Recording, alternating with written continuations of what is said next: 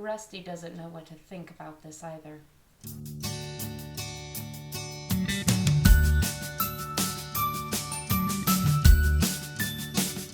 Hello everyone, I'm Janelle in SLP Peep, and you are watching the SLP Peep channel. That's a lot of p sounds all together right there, that is for sure. Here on this channel, we talk about all things SLP or speech language pathology related. This includes things that would be beneficial for students, for potential students, for family members that go see a speech language pathologist or a speech therapist. And I have a dog named Rusty. I love that you sneezed right then. If you are interested in this sort of content, please consider hitting that like and subscribe button down below, and let's move on. Now, articulation. Let's do a brief overview of the articulators and the landmarks in the mouth. There's the teeth, tongue, lips. Those are the three things that most people think of. And then we have the alveolar ridge, the hard palate, and the soft palate. Today, we're not so much going to go into the palates, just more of that alveolar ridge. Now, there's the top part and the bottom part of the alveolar ridge. We're going to talk about that bottom part, the part that's the closest to the teeth. Can you guess today's sound? We are going to go over the O sound, or otherwise known as the L. The letter L and the sound O are not always the same thing. I just might interchange the words because for the mass majority of these audience members, i.e. you, they are the same thing. Just know that when we're talking in exclusively speech and language terms, sounds and letters are different. Now, how we get our normative information about our articulation sounds comes from at least one of two different studies.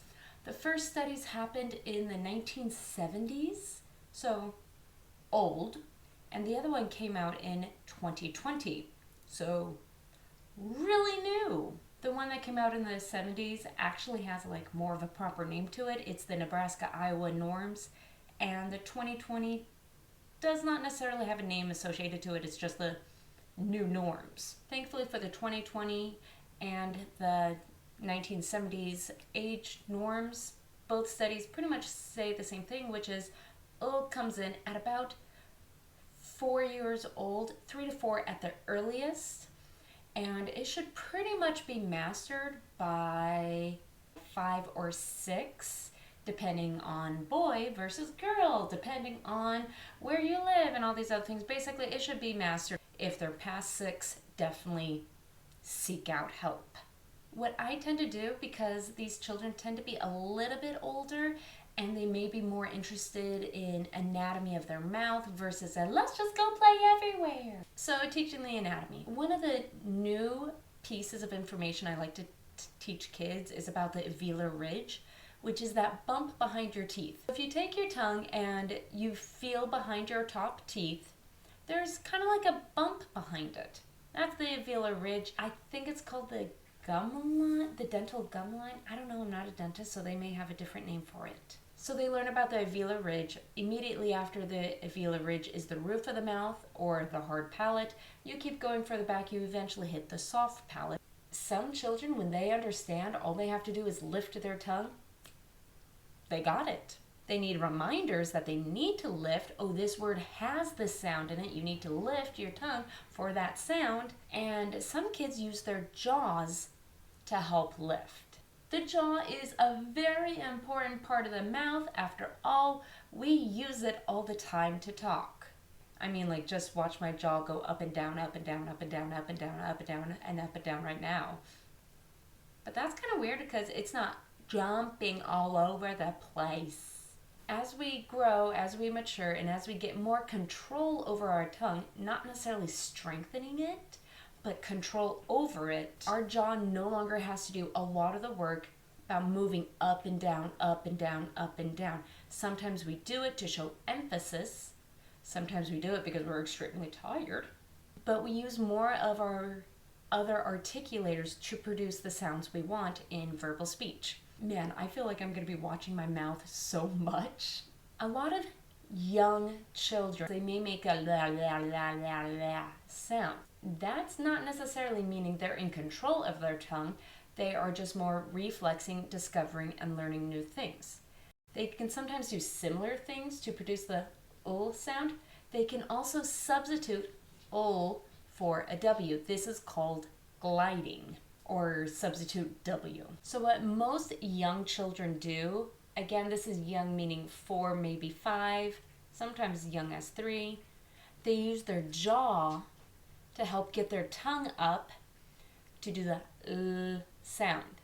I don't see the jaw replacing the L and doing funky stuff like that very often. I mainly see W's, and more often than not, I just see kids dropping a substitute altogether. What this means, the word slide most oftentimes becomes swide. Again, we are replacing with a W sound. And if young kids drop that W or the W sound, it becomes a side. Not the best. Some tips and tricks I offer to parents is to put a cream, a spread, something the child likes, and putting it at the back of their top teeth. Why is this? Because now that kid is most likely very motivated to work their tongue up. Another fun thing to do is while brushing teeth, if you yourself are helping your child brush your teeth, getting the toothbrush and touching different parts inside their mouth along the cheek area, and they have to control their tongue to touch different places in their mouth. One thing I tend to do is go in front of a mirror and ask the child to clean the front of their teeth. Sometimes they do end up moving their whole jaw. I have no problem saying, okay, put your chin on your hand, now clean the front of your teeth. It may reduce all of it, it may reduce some of it. Now, children, when they first do this, they love to go crazy and to use their tongue like crazy to clean the front of their teeth. I tell them just focus on the front 2 teeth. I say, okay, now we're gonna move that tongue to the back. And I just let them hold it there for a moment. Sometimes kids like to be a little crazy and they just start cleaning the back of their teeth. Sometimes I ask them to. From there, we have fun, they can clean it. Sometimes I ask them to do a What happens most of the time is I have my tongue very pronounced. Oh. And the child tries to imitate it, but it actually ends up being perfect or right where I want them to be because they're not able to control the tongue that much. So me overcompensating, they try to, they don't hit the mark, but they get really close to where they should be. So there you go. That's pretty much what I have for L's. Are there cases when a child physically, mentally, anythingly cannot produce an ul sound? Yes. I've more had the experience of the L sounds very blocked because they have an enlarged tongue, but we still work through it and figure out, okay, maybe it shouldn't be right at this spot that the normal tongue people are at. But let's find a place in your mouth where you can produce this sound and it sounds and it is perceived as correct, because it's not getting correct if we go the normal route, which if you think about it, that's why people are in therapy, because the normal routine did not work. They come to a specialist, a therapist, so we can do things that are not normal, but work. Thank you so much for watching the SLP Peep and today's session on talking about R's next week. For talking about the sound ul, I cannot believe we're actually doing articulation. This is one of those things I thought I would never do, but here we are. I hope you have a terrific day. What was a hard word for you to say, particularly if it had the ul sound in it? Mine was escalator. For the longest time, I just called it a moving staircase because escalator was too hard. I hope you have a terrific day. Until next time, bye-bye.